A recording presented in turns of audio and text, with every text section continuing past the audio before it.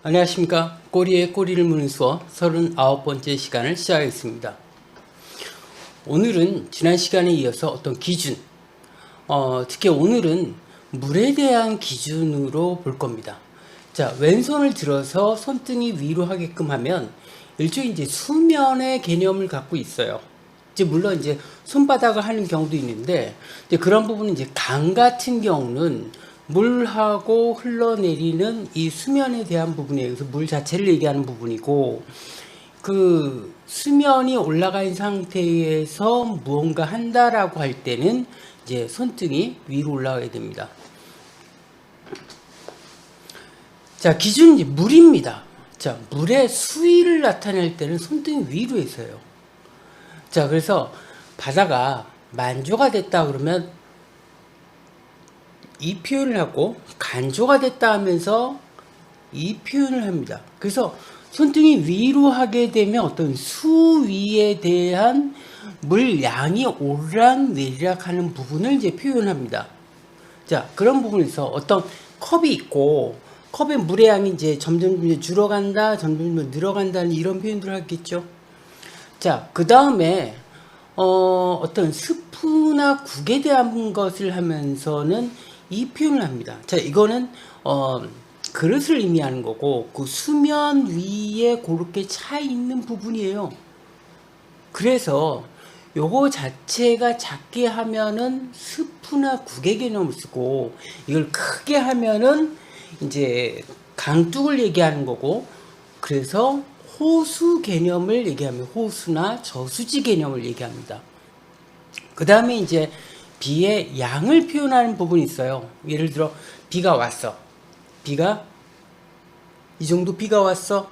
비의 양이 얼마나 되느냐라고 하면서 손등이 위로 해서 표현하는 방법이 있고, 그 다음에 홍수라는 표현이 있습니다. 홍수가 1980년대 90년대 수어책에는 산형을 해서 산 위로 넘어가는 걸 했어요. 요거는 이제 기독교에서 이제 홍수에 대한 거, 대홍수에 대한 거, 그래서 산도 다 물에 잠기고 이런 부분에서 이제 나왔던 부분인데, 실제로 홍수 때는 산이 잠길만 하면 굉장히 큰 일이죠. 그래서 보통은 물의 양이 그렇게는 안 돼요. 그러면 비가 오고 물의 양이 이 정도 올랐다라는 형식으로 표현해요. 그래서 홍수가 됐다 하면 그래서 물이 흘러가는 것까지 해서 홍수에 대한 것, 또는 수위할 때는 이 왼손 바닥을 대서 그 바닥을 나타내고 거기에서 나타낸 그 양에 대한 걸 이렇게 표현합니다. 그래서 이게 이제 물의 양 또는 바다의 어떤 높이나 깊이에 대한 거 하면서도 이제 얼마나 양이냐, 얼마나 깊으냐라는 부분도 이제 표현하고, 그래서 바다에서는 이제 만조, 간조 개념을 사용합니다. 그 다음에 이제 요즘 재난이 많아지면서 쓰나미라는 용어가 나와요. 그러면 바다가 이렇게 크게 올라서 쫙 올라온다 해서 여기 약간 쓰나미 계열을 표현합니다. 그 다음에 조금 전에 얘기한 것처럼 왼손이 어떤 뚝이나 방죽을 의미하고, 물이 그 사이에 이 부분을 수면이 찼다라는 부분에서 호수 또는 바다 이런 부분을 씁니다. 그 다음에 이제 왼손이 어떤 바다 개념 돼서 그 다음에 이제 표현하는 몇 가지가 있는데, 이런 게 있습니다. 상어가 있어요. 상어는 우리가 수면을 봤을 때 물 밑에 있는 상어의 모습은 잘 보이지 않아요. 그럼 어떤 걸 보냐면 수면 위에 지느러미가 나와 있는 모습을 많이 보죠. 그래서 이 부분, 그러니까 이게 수면을 뜻하는 거고, 지면 위에 나온 지느러미로 이거를 상어를 표현합니다. 물론 이거 말고 상어를 이렇게 표현하기도 해요. 두 가지 표현인데, 원래 예전에 나왔던 건 이제 상어입니다.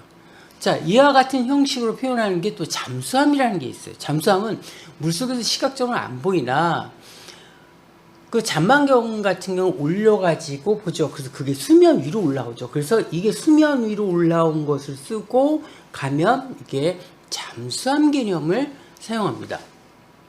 그 다음에 이제 물 속에 있거나 뭐 그런 부분을 표현할 때 왼손이 그 바다의 수면을 뜻하고, 그 다음에 뭔가 이제 물 속에 뭐가 있다라면서 그 밑에 있는 것들을 표현합니다. 그래서 물 또는 바다하고 그 밑에 뭐 물고기가 지나가고 뭐 이런 것들을 표현할 때 왼손을 어떤 바다의 수면을 나타내는 기준으로 쓰고 그 다음에 이제 표현합니다.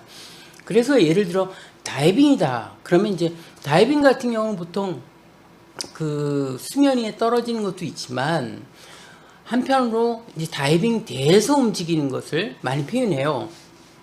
그래서 하죠. 그런데 그런 부분이 있고 막 뛰어서 물속으로 풍덩 들어간다 하면서 이 표현, 다시 말하면 수면을 표현해서 사용하기도 합니다. 그래서 이제 수영장에서 하는 부분도 있지만은 뭐 바다에서 들어가서 뭔가 한다, 잠수나 뭐 스노클링이나 이런 부분들을 한다 할 때는 배에서 이제 우리가 스노클링 한다면 이제 입을 이렇게 하겠죠. 아니면 이걸 하고 이렇게 내려갑니다. 하고 물속에서 움직여주면 이 수면을 한 상태에서 움직여주면 아 바닷속에서 움직이는 거구나 라는 것들을 이해할 수 있습니다. 자, 오늘은 기준, 특별히 물에 대한 기준으로 나온 수어들을 알아봤습니다. 감사합니다.